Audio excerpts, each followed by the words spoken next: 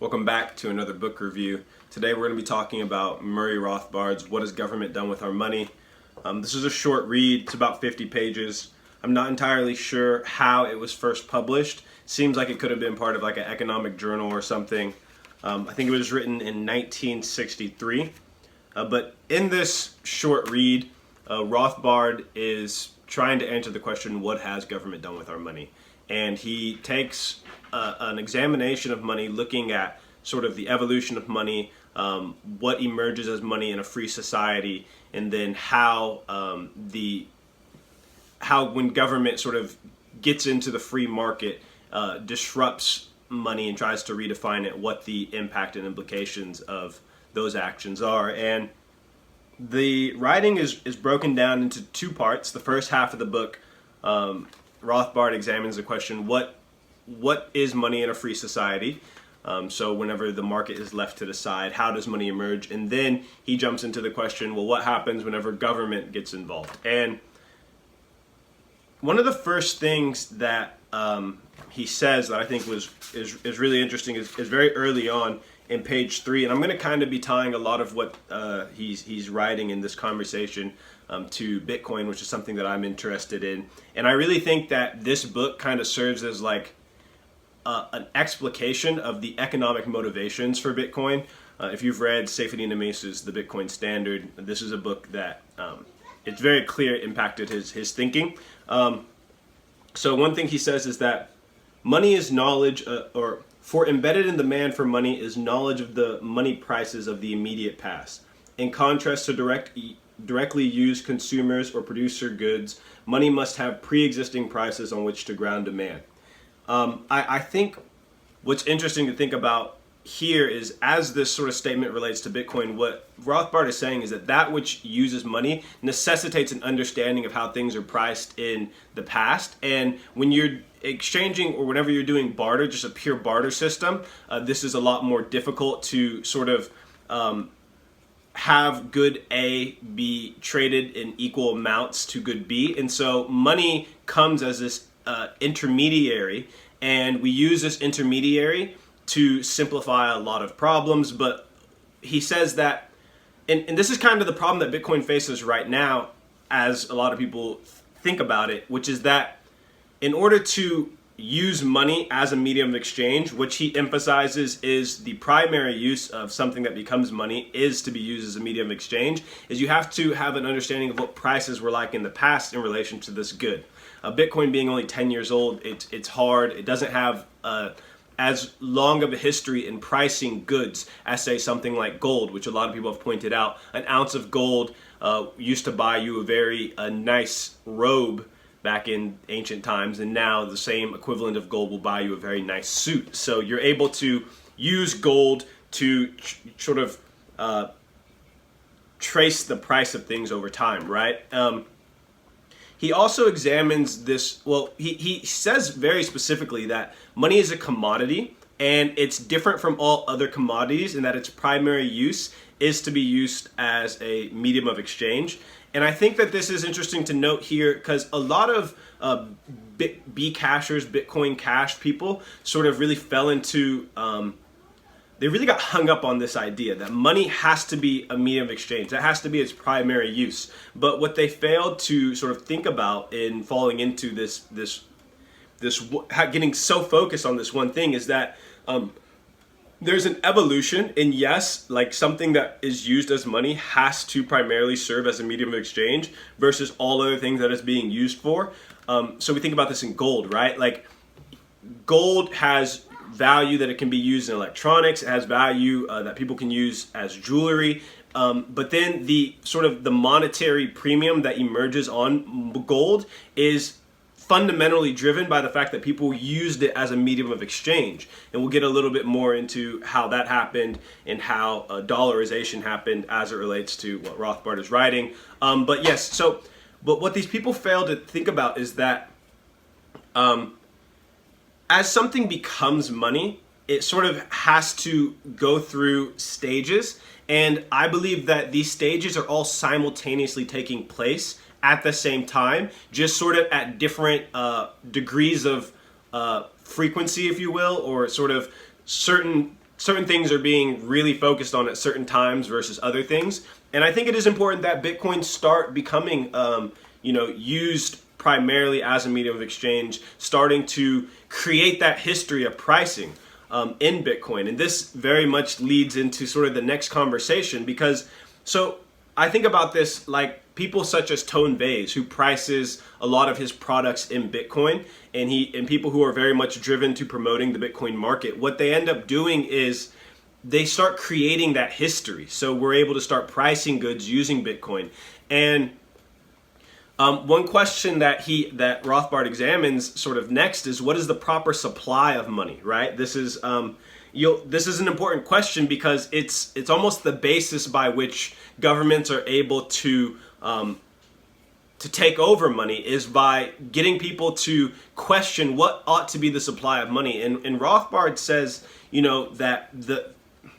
he says that the supply of money, you basically really just need enough of it for it to function as money.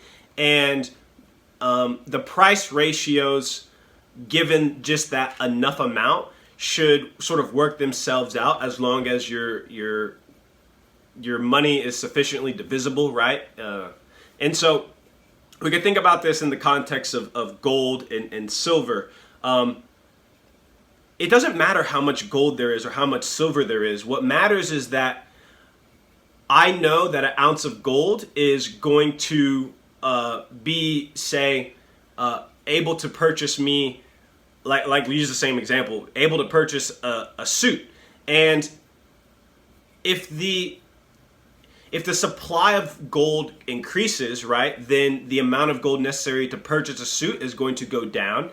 And if people start hoarding more gold, then the amount of gold necessary to buy a suit is going to go up. And this is good, because it allows money to be used as a measuring stick as opposed to being used as a yardstick. So what do we mean by this, right? So the issue of bimetallism, what Rothbard refers to, and sort of the standardization of metals, is basically government comes into the market and they says, okay, look, the ratio of gold to silver is fluctuating too much, and we want to create standards that way people have stability, and creditors are being paid back in equal amounts of their money versus the wild fluctuations that take place, right? And so what they say is, he gives this example of a Ruhr, and he says, like, let's pretend that there's this society called Ruretaria, and a Ruhr gets defined as a unit of money that is equal to, I think he says 1/20th or 1 ounce of gold, right?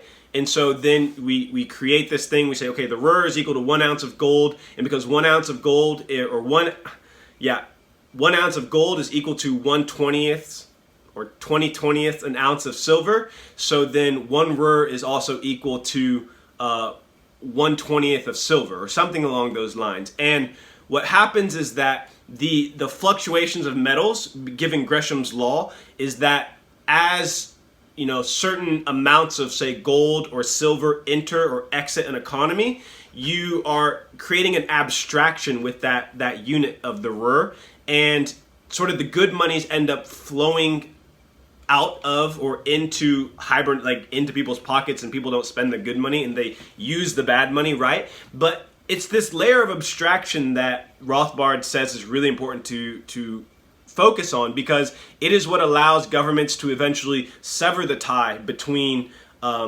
their unit, their fiat currency, and its relationship to gold, because it becomes abstracted. And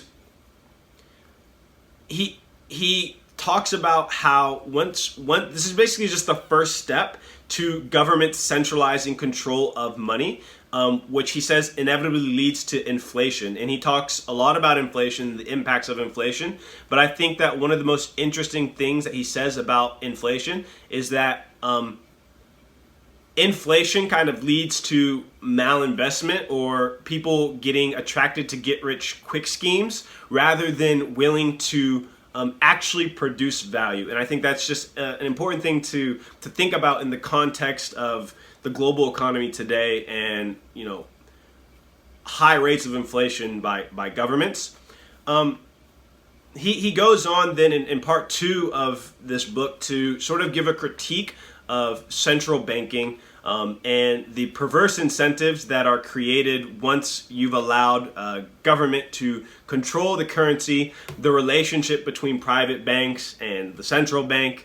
It's much more complex than I'm willing to get into in this video, but he gives a pretty scathing critique of sort of central banking, and he offers as a solution to these issues, and then also their second and third order consequences, is a return to the gold standard. And I think people who are interested in Bitcoin ought to take interest in this book. People who are not interested in Bitcoin ought to take interest in this book. It really kind of gives, like I said, the economic motivation or an explanation of the motivations for Bitcoin.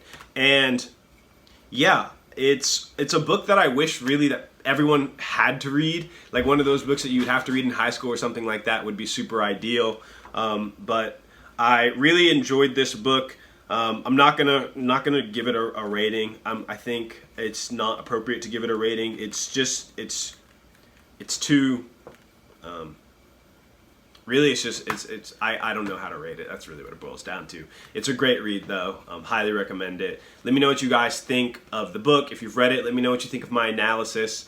I apologize if I got kind of clobber-brained there at one point. I was trying to work through the ideas. This is really, I don't do too much preparation. I kind of just go in for it, other than having read it, and just want to share my thoughts about it. Thank you guys for watching this video. If you've made it this far, please subscribe, or like this video, subscribe to the channel if you haven't already, and I love to hear from you guys on Twitter, so follow me at elima_III. You can also follow me on Instagram. I don't do a lot of posting, but I do a lot of videos, and I'm hoping to try to build that community up as well, so I can start bringing some Bitcoin content, some reading content, and just different things on that platform. That's also at elima_III. So thank you guys for watching. I'll see you in the next video. Peace.